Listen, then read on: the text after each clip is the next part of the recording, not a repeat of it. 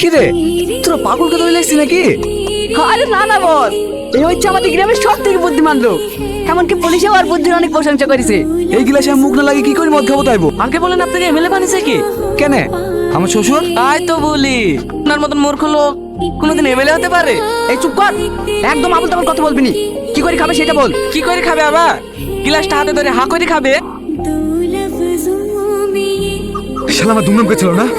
যা, শালাকে বস্তা করে নদীতে ফেলতে আয়। কি আছে ভেতরে? নড়ছে কেনে? ওরে বাবা রে, কি রে, তুই বস্তার ভেতরে কেনে?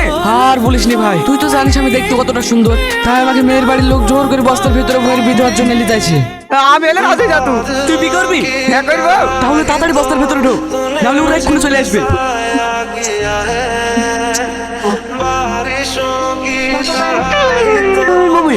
ওকে আমরা কদিন আগে বস্তা করে নদীতে ফেলতে আসলাম না?